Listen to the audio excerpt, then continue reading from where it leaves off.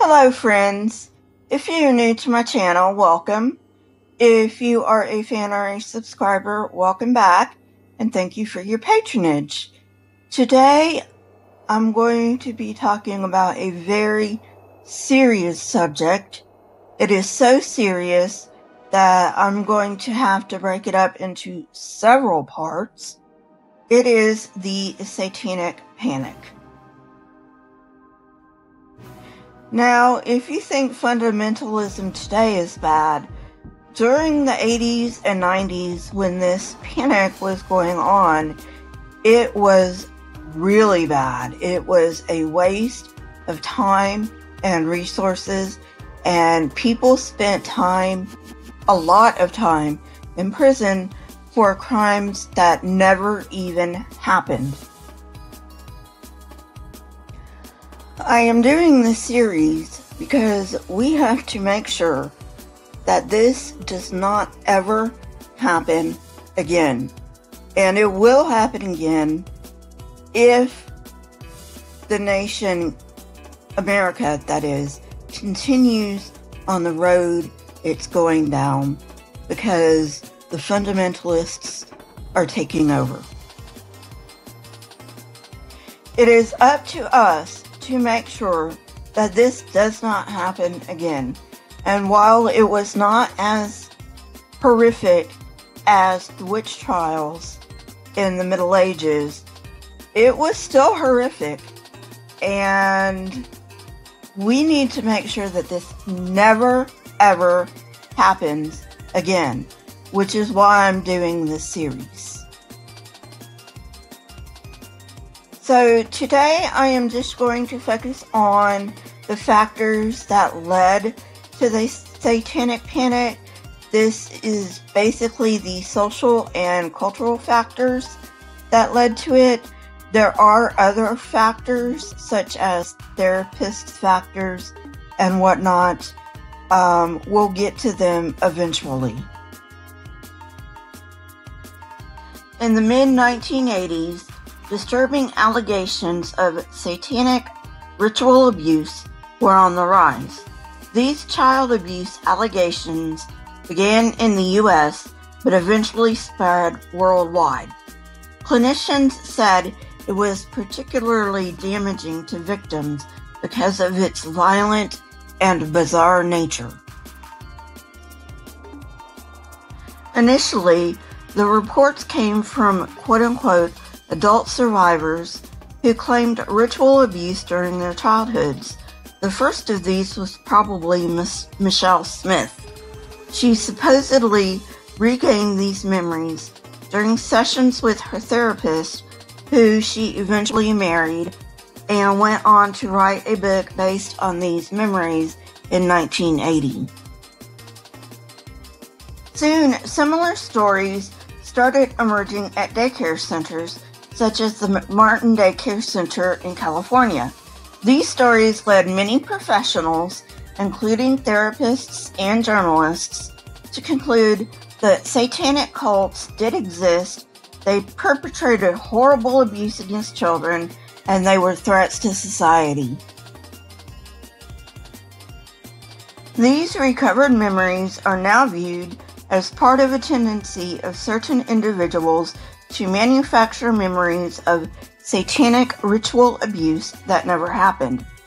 So, the question is, what can explain the fact that hundreds of people claim to be survivors of satanic ritual abuse? Let me be very clear. Child abuse is unfortunately a fact, but family and friends are usually the perpetrators. Child abuse is not in question here. What is in question is the existence of highly networked, intergenerational, satanic ritual abuse. A large-scale survey in the early 1990s was designed to answer questions about the nature of ritual abuse allegations. This survey targeted professionals and agencies, from psychologists to legal and social service agencies. The survey consisted of 3 stages. At each stage, response rates ranged from 42% to 47%. Few therapists, 11%, had directly encountered a single case of ritual abuse reported by an adult survivor, whereas 13% dealt with child ritual abuse. Only 2% accounted for the vast majority of ritual claiming hundreds of cases each. The therapists who reported cases were most likely to have attended workshops dealing with how to identify and treat ritual abuse, to believe in the reality of ritual abuse and repressed memories, and to use suggestive retrieval techniques like hypnotic age regression, which was likely to produce false memories. Initially, nearly all claims of ritual abuse were made in the context of psychotherapy.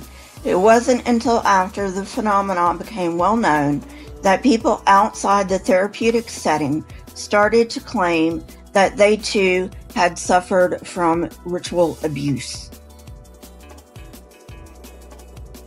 Combining these findings with the fact that neither police agencies nor the FBI have ever found evidence of child-abusing satanic cults, as well as the fact that many alleged victims have been discredited and or recanted, it is safe to conclude that no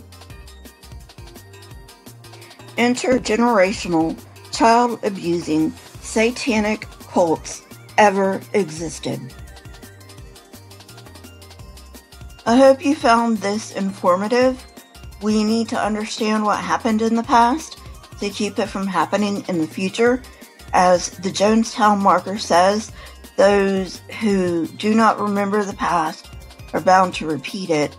I don't think that's verbatim, but it's close enough. Join me next time for the Satanic Panic 2.